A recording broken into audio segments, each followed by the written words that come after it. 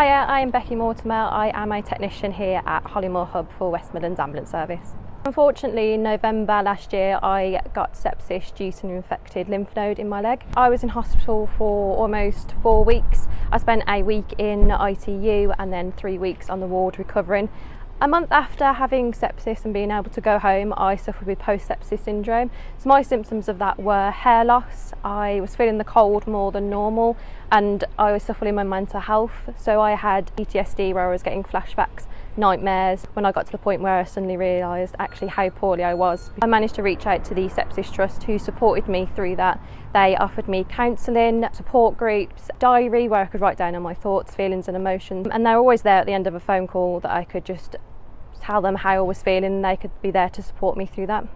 So within my role as a technician for the ambulance service, I do see sepsis quite regularly, but unfortunately for me the sepsis hit quite quick and was quite sudden, but for other people it could be a prolonged period of infection that's left either untreated or has been treated by antibiotics which has not improved. The signs of sepsis might be slurred speech or confusion, extreme shivers or muscle pain, not passing of urine in a day, severe breathlessness, it's worse than you've ever felt, mottled skin or discoloration.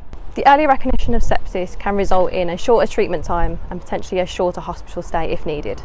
So if yourself or anybody you know shows signs of sepsis, make sure that you do seek the appropriate medical assistance. Hello, my name's Jeanette Mortimer. I'm a Trust Public Governor for Birmingham and I'm also Becky's mum. I've decided to take part in the UK Sepsis Trust 10,000 Steps a Day challenge following Becky's admission to hospital with sepsis. Even though I work for the NHS, I wasn't aware of how serious sepsis can be. And after Becky's admission, I wanted to raise awareness of what the causes of sepsis were and how to recognise it. It's a common misconception that sepsis can only affect the elderly and the very young. Becky is a prime example of this isn't not always the case. Symptoms of sepsis can appear very suddenly and the person suffering can deteriorate very quickly. This is why it's very important we raise awareness of the signs and symptoms of sepsis.